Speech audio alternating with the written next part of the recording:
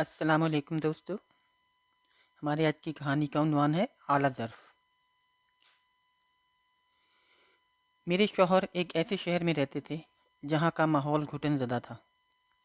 वहाँ औरतों पर पाबंदियाँ बहुत थीं, जबकि मैं शादी से कबल निस्बतन बड़े शहर की परवरदा और आज़ाद माहौल की आदी थी, जहाँ को एजुकेशन में पढ़ा पर्दा भी न करती थी। लिहाजा शादी होकर जब ससुराल आई तो यहाँ पाबंदियों से वहशत ज़दा होकर बीमार पड़ गई।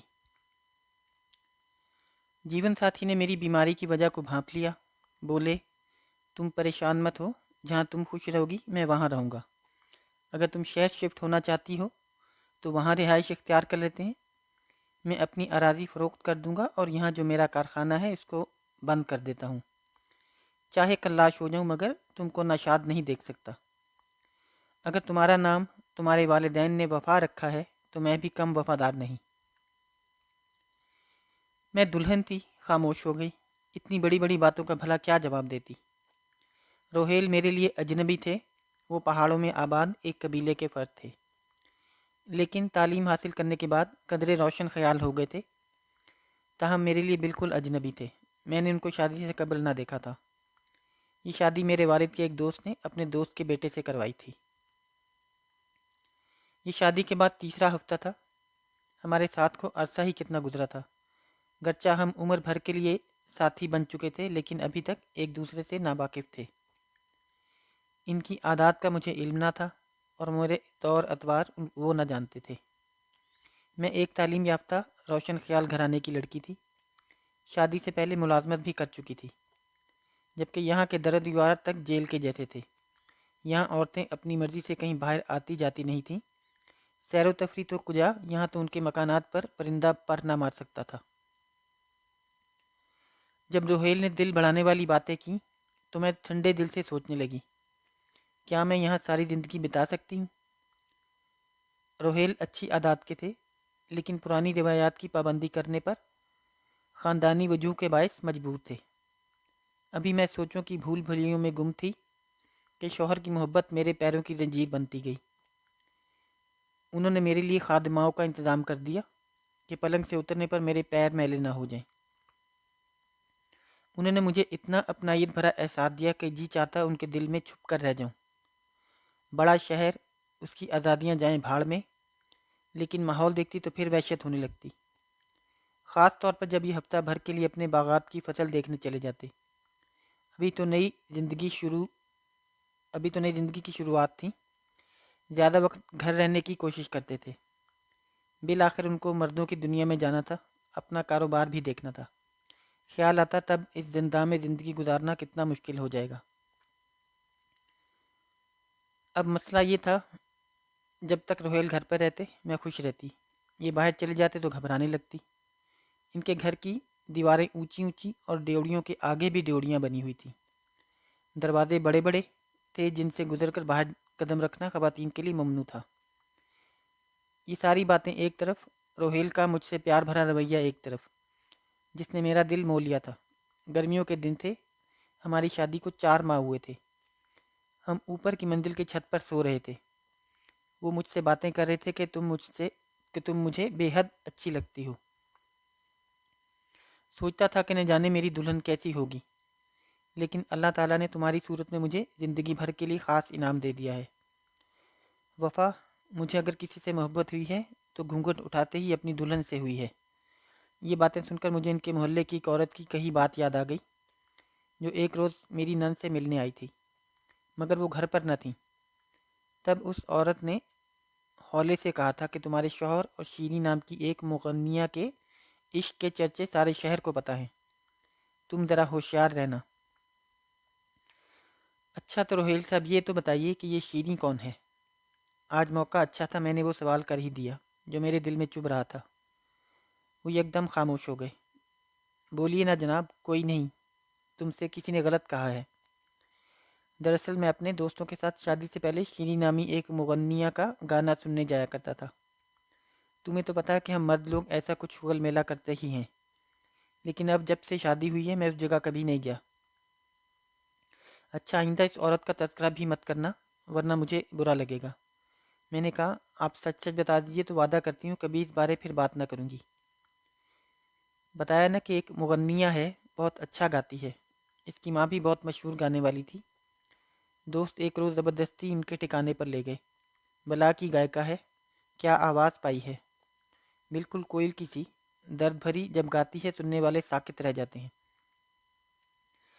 मुझे मौसीकी से शवक है, लिहाजा जब बोरियत महसूस होती तो शीरी का गाना सुनने चला जाता था। इतना बताकर वो चुप हो गए। फिर क्या हुआ? मैंने इश्तियाक से पूछा।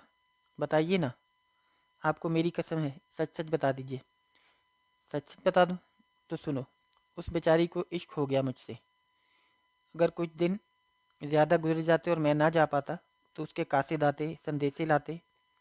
मेरे दोस्तों से इल्तजाएं होती कि रोहिल से कहो कि 2 घड़ी को आकर बस सूरत दिखा जाओ। वो आपको कैसी लगती थी? मुझे भी अच्छी लगती थी। सच कहूँ तो अगर मालजादी ना होती तो मुमकिन था कि मैं उससे शादी कर लेता। उसने बहुत मिन्नतें की कि मैं उससे शादी कर लूँ तो वो उम्र भर के लिए गाना छोड़ देगी और पर्दे में रहकर ज़िंदगी गुजारेगी। मैं जैसे रखूँगा रहेगी, लेकिन मैंने मना कर दिया कि मैं अपनी ख़ानदानी रीत रिवायत से मजबूर हूँ, इसके साथ शादी नहीं हो सकती। उसने वादा लिया कि अगर मेरी शादी हो जाए तो भी मैं हमेशा उसके साथ राब्ता रखूँगा। तो क्या आपने वादा कर लिया था?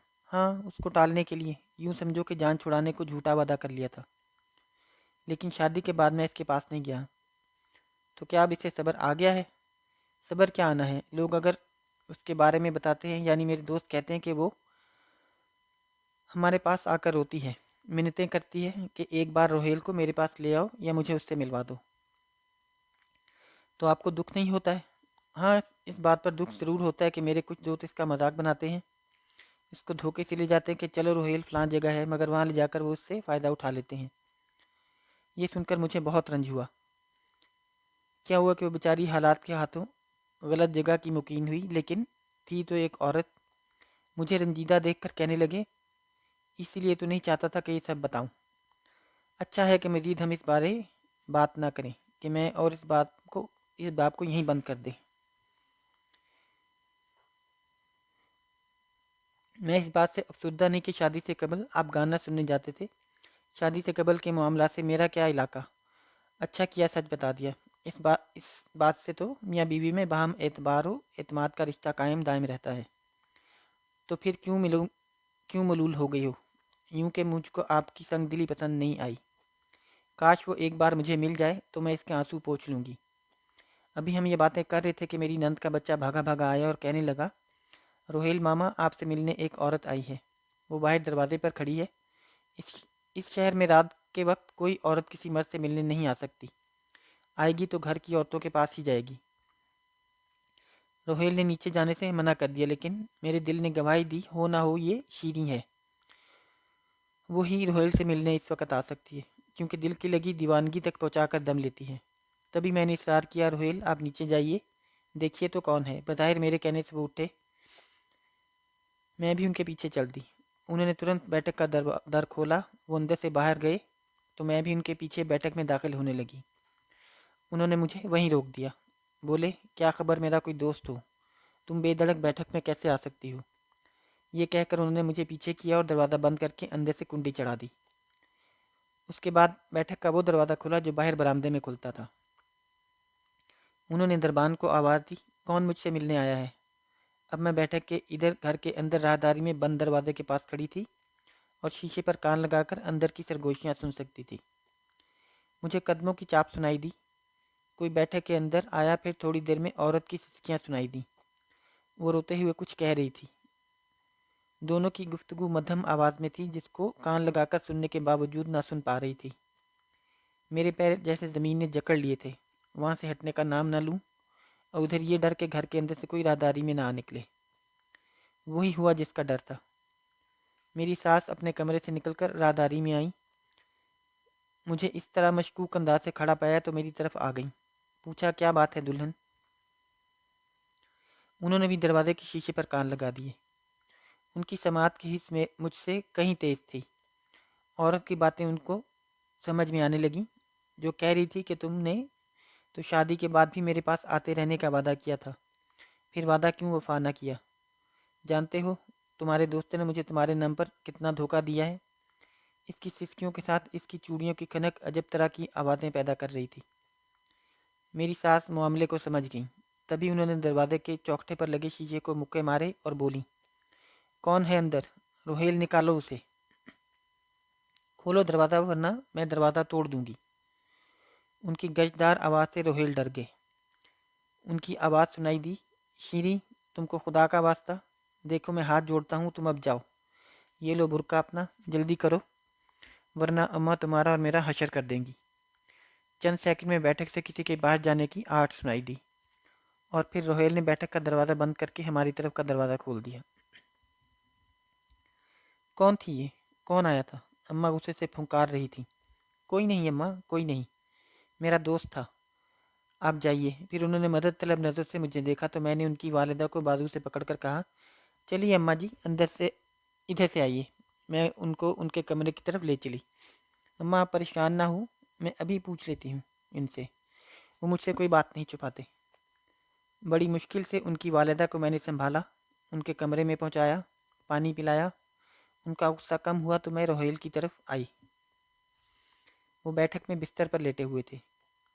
میں نے چند ٹوٹی ہوئی چوڑیاں بکھری دیکھی تھیں اور ایک چھوٹا سا زخم ان کی ہتھیلی پر بھی تھا جس میں سے خون رس رہا تھا۔ شاید انہوں نے اس دیوانی کو کلائی سے پکڑ کر بیٹھک سے باہر کرنا چاہا تھا کہ چوڑی ٹوٹ کر ان کی ہتھیلی کو زخمی کر گئی۔ میں نے الماری سے دوا اور پٹی نکالی اور زخم پر دوا لگا کر پٹی باندھ دی۔ وہ خاموش لیٹے رہے۔ فوری طور پر جواب طلبی کو میں نے بھی مناسب نہ سمجھا۔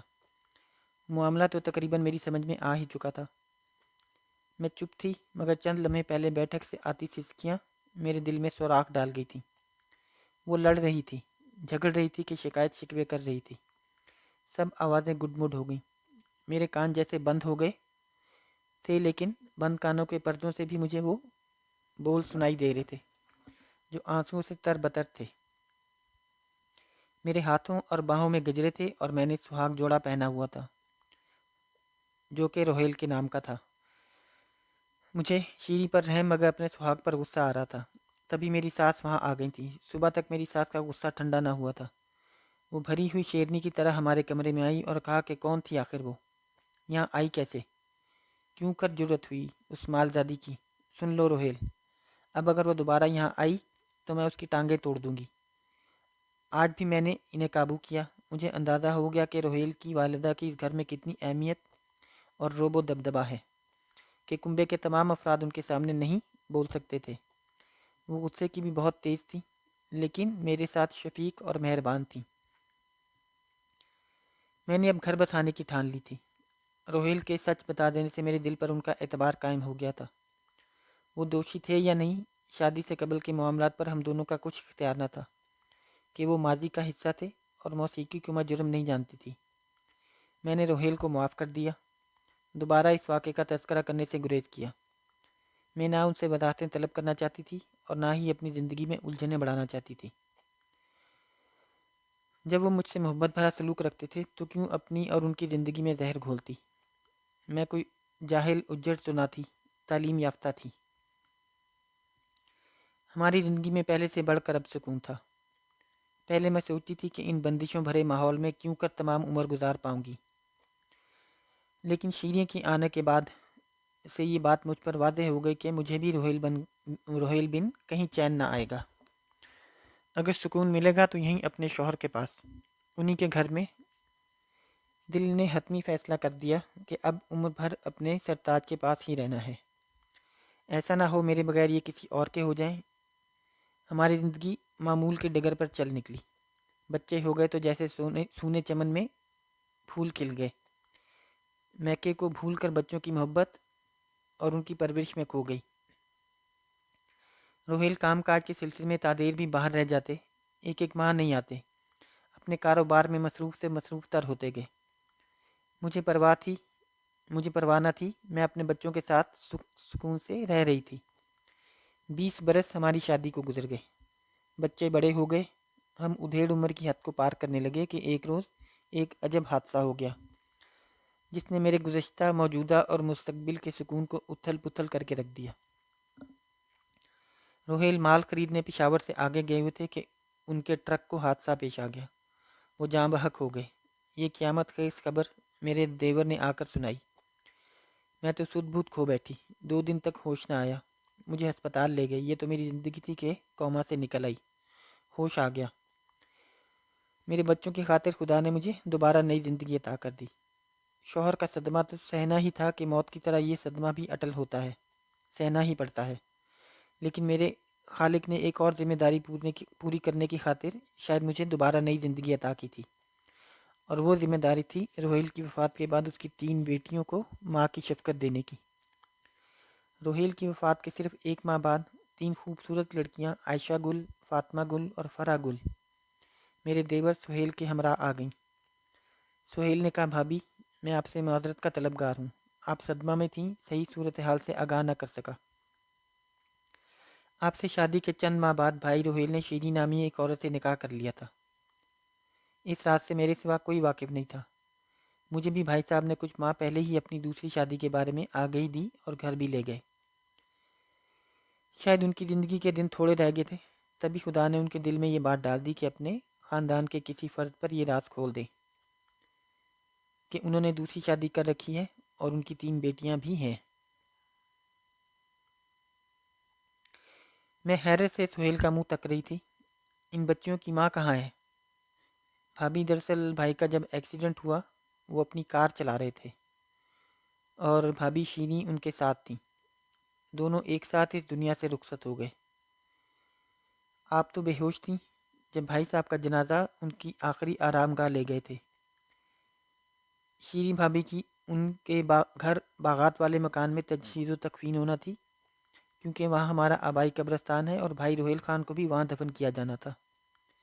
یہ سن کر کچھ لمحوں کے لیے تو میرے ہوش و حواس جاتے رہے۔ جب حواس سنبھلے، جانے والوں کے لیے دعائیں مغفرت کی اور شیریں کی بیٹیوں پر نظر گئی جو اپنے باپ جیسی خوبصورت تھیں۔ ان کی ماں کو تو میں نے دیکھا ہی نہ تھا، یقیناً وہ بھی خوبصورت ہوگی، تبھی تو میرے روہیل کو پسند تھی، اور وہ اس کے ساتھ مجھ سے چھپ کر زندگی گزارتے رہے۔ مرنے کے بعد بھی دونوں نے ایک دوسرے کا ساتھ نہ چھوڑا۔ شاید ساتھ جینے مرنے کی قسم کھائی تھی کہ ایک دوسرے کے پہلو میں دفن ہوئے، اور میں جس کو عمر بھر یہ گمان رہا کہ روہیل میرے ہیں، وہ مجھ ہی سے سچی محبت کرتے ہیں، میرے سوا کسی اور کو نظر بھر کر نہیں دیکھتے۔ اگر شیریں کے بطن سے بیٹیاں نہ ہوتیں تو روہیل کی وفات کے بعد بھی یہ راز راز ہی رہتا، لیکن ماں اور باپ کے ایک ساتھ اس دنیا سے رخصت ہو جانے کے بعد ان بچیوں کا کوئی نہ رہا، تو ان کو ان کے باپ کے خاندان میں لانا ہی پڑا۔ مجھ کو بچیوں سے کوئی اناد نہ تھا، یہ میرے شوہر کی بیٹیاں تھیں، جبکہ میرے خدا نے مجھے کوئی بیٹی نہ دی۔ 3 بیٹے تھے، اللہ تعالیٰ نے اپنی مصلحت کے تحت بھائیوں کے لیے بہنوں اور بہنوں کے لیے بھائیوں کا انتظام کر رکھا تھا۔ میں لا علم تھی، مگر وہ علم و حکمت والا تو جو چاہے کر سکتا ہے۔ میرے بیٹوں کی آرزو پوری ہو گئی۔ وہ کہا کرتے تھے کہ کاش ہماری بھی بہنیں ہوتیں۔ یوں ان کو بہنیں مل گئیں اور مجھے بیٹیاں مل گئیں۔ انہوں نے مجھے ماں پکارا، مجھ میں ماں کا پیار تلاش کیا تو میں نے بھی کنجوسی سے کام نہیں لیا، ان کو گلے سے لگا کر ماں کا پیار دیا، ان کے رشتے تلاش کیے، اور میرے بیٹوں نے وقت آنے پر اپنی بہنوں کو جہیز دے کر عزت کے ساتھ رخصت کیا۔ آج میرا کنبہ پورا ہے، ماشاءاللہ، بیٹے، بہویں، پوتے پوتیاں، بیٹیاں، داماد، نواسے نواسیاں۔ جب یہ سب عید تہوار پر میرے آنگن میں اکٹھے ہوتے ہیں تو گھر کا آنگن چہک اٹھتا ہے، سبھی خوش ہوتے ہیں، جیسے کسی کی زندگی میں کوئی کمی نہ ہو۔ اگر کمی محسوس ہوتی ہے تو روہیل خان کی، کہ جنہوں نے میری محبت کا بھرم رکھا اور اپنی محبت کا بھی، دونوں طرف وفا نبھا دی، لیکن کسی کو کسی سے شکوے کا موقع نہ دیا۔ اگر وہ آج زندہ ہوتے تو اپنا بھرا پورا چمن دیکھ کر کس قدر خوش ہوتے، لیکن یہ خوشی دیکھنا شاید ان کے نصیب میں نہ تھا۔ اگر آپ کو آج کی کہانی پسند آئی ہے تو ویڈیو کو ضرور لائک کیجیے اور اپنے دوستوں کے ساتھ بھی شیئر کیجیے، اور ہاں، اگر آپ نے ابھی تک ہمارا چینل سبسکرائب نہیں کیا تو ضرور سبسکرائب کریں تاکہ ہر آنے والی نئی ویڈیو آپ کو بر وقت مل سکے۔ اللہ حافظ۔